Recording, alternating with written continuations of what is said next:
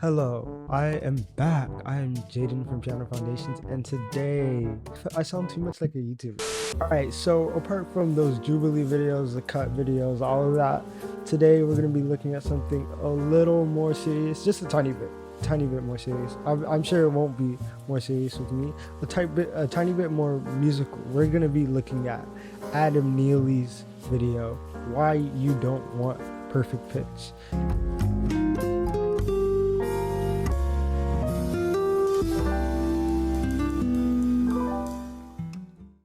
I am Jaden from Piano Foundations, and my greatest dream as a musician, as many people's were, still is to have perfect pitch. I mean, the ability to be able to listen to a song and then just play it like that, or recognize notes on the fly. Like, who wouldn't want that as a musician?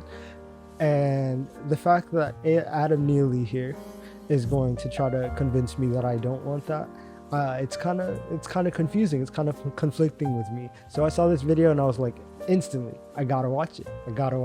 How is he gonna tell me my biggest dream ever is invalid? So without further ado, I'll let Adam take the wheel. So I'm going to show you a very interesting test of perfect pitch, your ability to identify a note without a reference.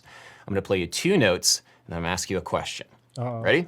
Okay. I don't like these. Here's note 1 and here's note 2. So my question for you is this. Which of these two notes was higher than the other? I would say the first one. This question right? sounds simple, but statistically speaking, if you have perfect pitch, you are less likely to get this question correct than people like me who don't have perfect pitch, because you're Wait, he makes a good point here. I'm interested to see how he backs that up, but I did not know that whatsoever. I thought that was kind of like a given thing. perceiving the pitch chroma, the name of the note. Wait, I actually want to see the research behind this. Interestingly, it has been long known and consistently confirmed in recent behavioral studies that some musicians with AP who can correctly and rapidly name the pitch chroma of a given tone make frequent mistakes in pitch height. In an example given in Figure 1, musicians with AP showed frequent errors, octave errors, but very accurate pitch chroma recognition. In contrast, musicians without AP reasonably recognize pitch height, but not pitch chroma. That's interesting. That's very interesting. So AP refers to absolute pitch, which is what I will refer to as perfect pitch. Perfect pitch, because you're perceiving the pitch chroma, the name of the note, more readily than the relationship between the notes. It's very interesting. Here's another one. I'm going to play you two melodies. This is melody 1 and melody 2. Even though the melodies start on different notes, the distances between the notes is the same. Yes. And so we think of them as being the same melody, just transposed to different keys. Yeah, but that isn't as immediately obvious to people with perfect pitch. There's a 2002 study where musicians with perfect pitch and without perfect pitch were shown sheet music of a melody and then played that melody back in a different key. They were then asked if the sheet music was the same melody as what they were hearing. Is this the same melody? And if it isn't the same melody, where does the melody change? Musicians with perfect pitch fared worse at perceiving the transpositional identity of the same melody than musicians without perfect pitch.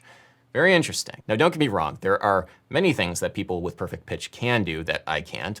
And I am definitely jealous of what folks like June Lee and Jacob Collier can do with their superhuman feats of ear training. Man. But there are some reasons why you might not. I do kind of want to talk about the easily transposing things. Like, I honestly wish that was something I could do where I just listen to a song and I just transpose it just like that. Like, that's such a gift to have. And I want to, in the future, not that far in the future, look at some of the transpositions of people with perfect pitch and some of the crazy things they accomplish just by using their ears. But at the same time, I find it interesting the juxtaposition that he provides in this video. Not want to have perfect pitch, and your life as a musician or music lover is better without it. Let's get into them. That's a really hard point to prove. that my life is better without perfect pitch, that's like, that kind of just is against everything I've learned as a musician. Like, everything you ever wanted was to be better at hearing music. But he does, of course, make the argument that you don't want perfect pitch, but you do want relative pitch. I'm assuming that's the argument he's going to make, because relative pitch would obviously be amazing.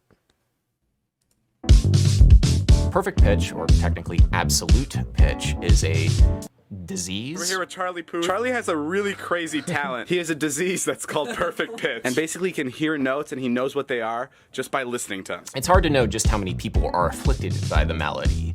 Some studies suggest that it's just 1 in 10,000, but the noted epidemiologist Jimmy Fallon pegs that number a little bit higher. Do you know what that is, perfect pitch? Like, less than 1% of us have this talent. And my YouTube algorithm breaking poll pegs that number at 3%, which is a lot higher than 1 in 10,000. So what exactly is going on here?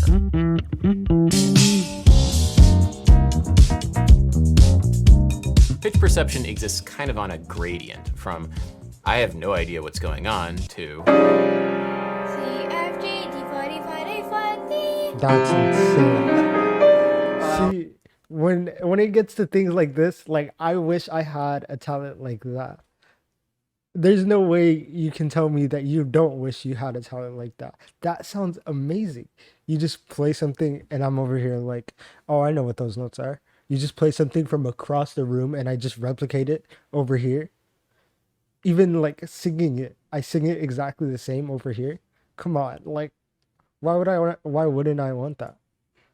You can kind of think of 4 categories here: untrained, relative pitch, quasi-absolute pitch, and absolute pitch. Yeah. And the way that we're going to talk about this is in terms of color perception, because that's often how people with absolute pitch think of it, as pitch chroma, pitch color. Untrained pitch is when you just don't categorize pitch when you're listening to music.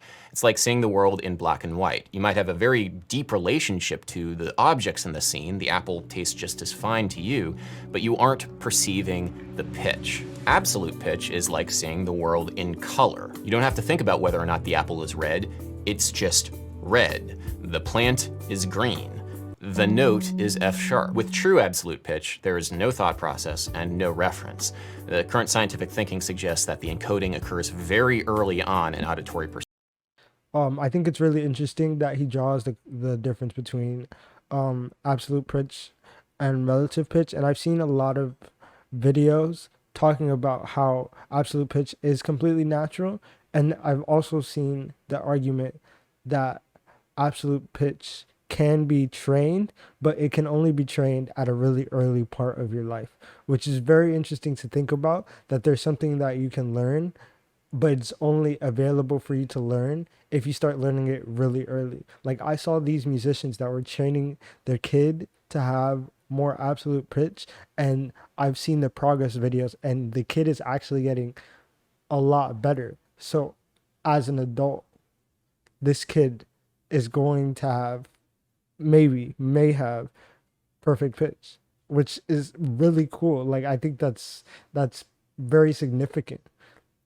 I might run the experiment, honestly. I might run the experiment. One kid, start teaching them from birth to have perfect pitch. The other kid, I'm just gonna let them be a kid, you know, and see what happens. Perception. People who speak tonal languages like Mandarin, where the pitch contour is very important in communicating information, are more likely to develop absolute pitch than people who don't natively speak really tonal languages, as well as people who start their musical training very early on in life.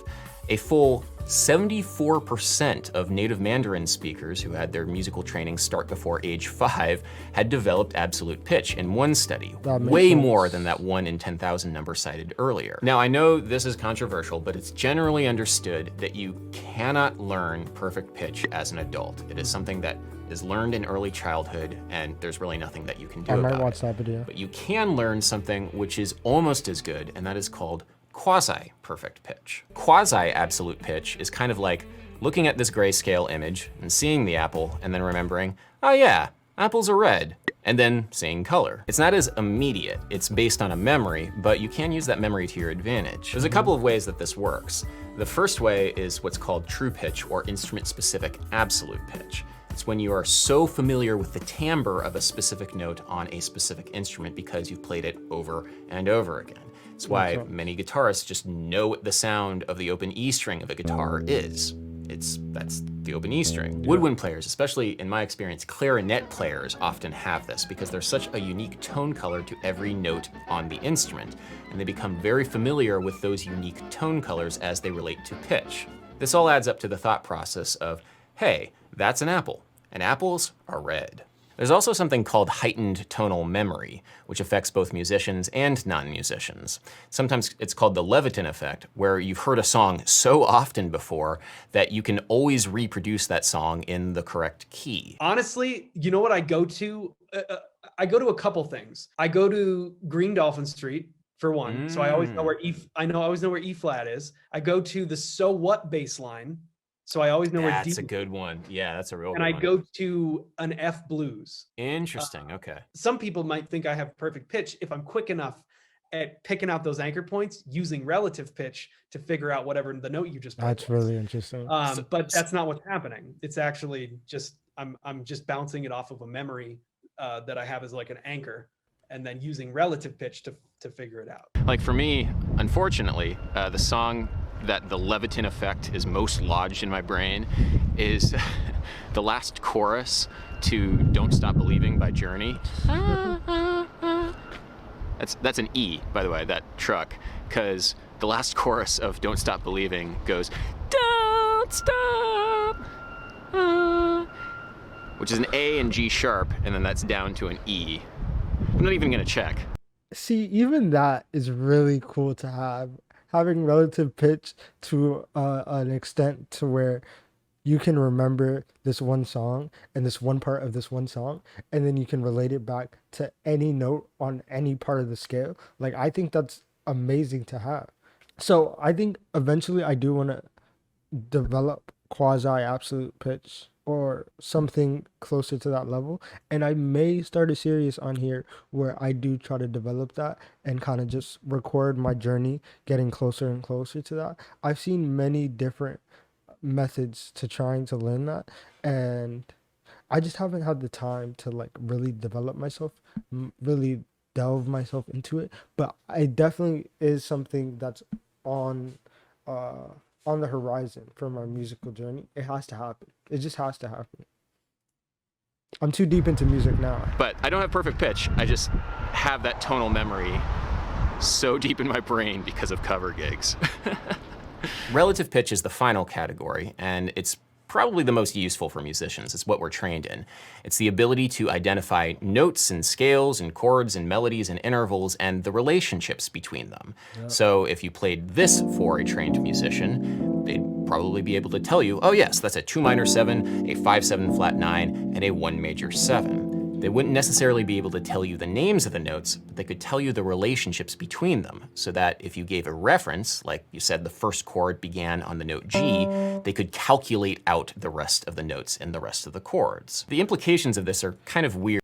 That's something I've actually been working on doing, and it's kind of been getting stuck in my brain like naturally, just from like playing around with different chords and stuff.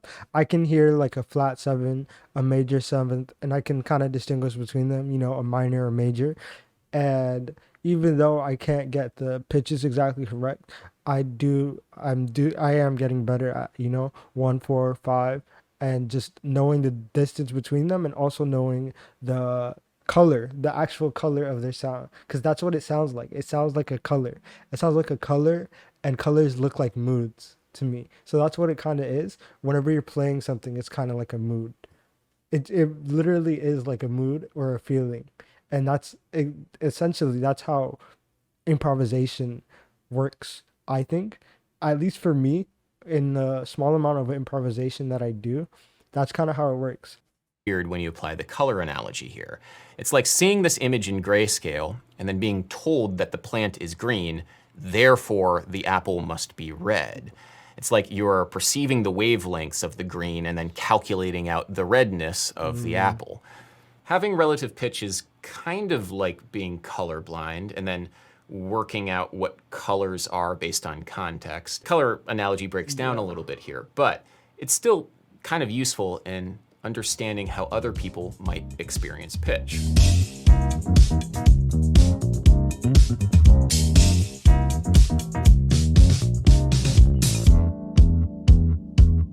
You know, when you assign words like red to some kind of color experience, you're assigning a category to that experience. It's called categorical perception. And that categorical perception is very much dependent on the language with which you speak. So for example, in Russian, there are multiple words for what in English we might just call like blue. Like there are multiple words for this. What's interesting is that studies of perfect pitch and absolute pitch have really just dealt with one kind of category, and that is 12-tone equal temperament. People who are trained in 12-tone equal temperament are more likely to assign their perception to the notes of the piano. I'd be really fascinated to see if that translates to different kinds of tuning systems in different cultures that didn't have 12-tone equal temperament as the default, but there haven't been any studies on that, so we shall see. So to recap, we have 4 ways of experiencing pitch.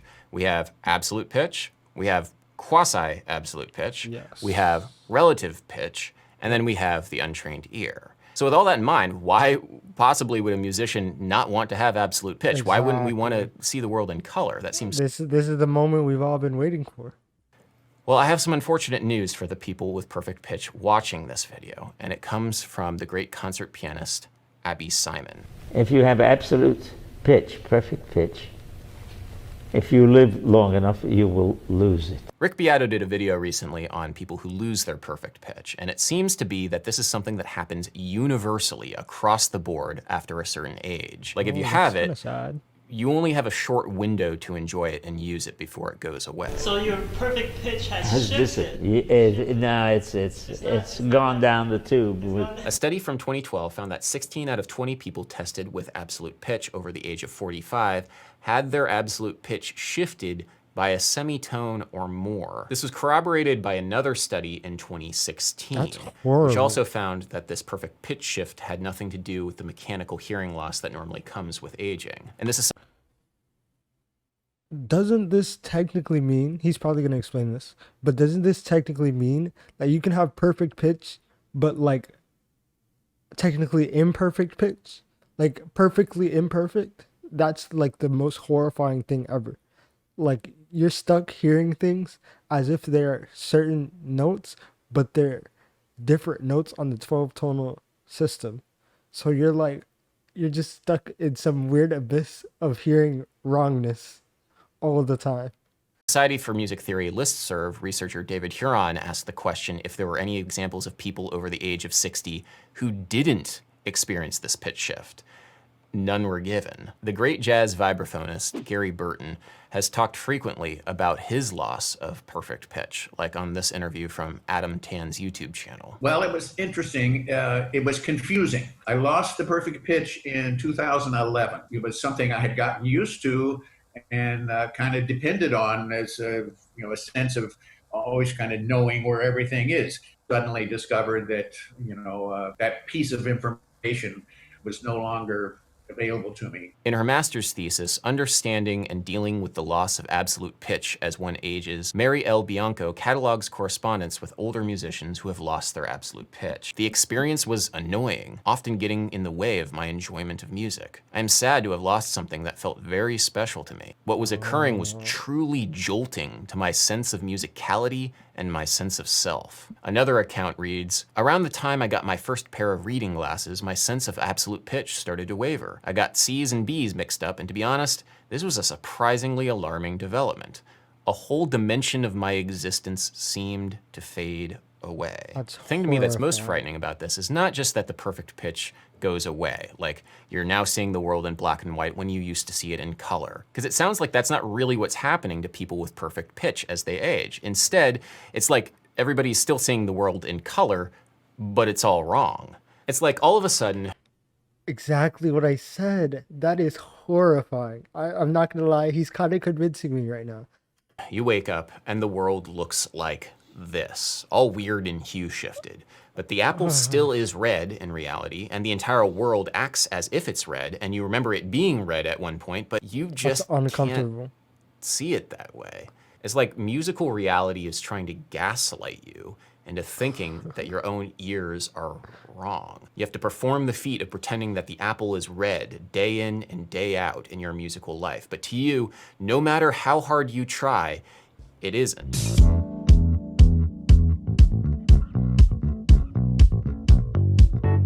I like this bass line. So with lots of anecdotal evidence and some limited research to suggest that if you have perfect pitch, you'll eventually lose it and feel like a stroke patient who has to fight to force his limbs to work again. Oh God. Wow. I'm not sure if I really want perfect pitch. I'm happy having relative pitch and just existing in my own black and white world, thank you very much. I talked a lot about pitch perception with fellow YouTuber and memester Charles Cornell in a recent conversation on perfect pitch. There's a channel, hilarious, super talented voice actor, ProZD. Did you ever see the video that he put out that was, I can recite every line from Peter Pan? Yep. I'll run him through. Huh, take that. Did you notice what was going on there that was very, very interesting from a musical perspective? You can watch some more of our conversation over on the extended version of this video, which is available exclusively on Nebula. Nebula is a creator. He got us. He got us. All right. Anyways, this was quite the ride. Adam Neely is a very interesting creator. He's made so many videos on really interesting subjects that it's always kind of been in my mind as a musician, but I've never seen anyone really think about it. So he's quite the thinker, like really quite the thinker. Like I wouldn't have thought of this at all. And he knows his stuff. He made some very interesting videos, like one on Leve and how she is categorized in the jazz sphere. And I will probably check that out. But anyways, if you enjoyed this video, don't be afraid to hit the like button. Check out my Instagram, TikTok. That's it, right? Instagram, TikTok, and subscribe. Like the video, turn on notifications. I have fun doing this, and I hope you have fun doing this, watching me doing this, watching me. Anyways, bye. Click the video on the screen, by the way.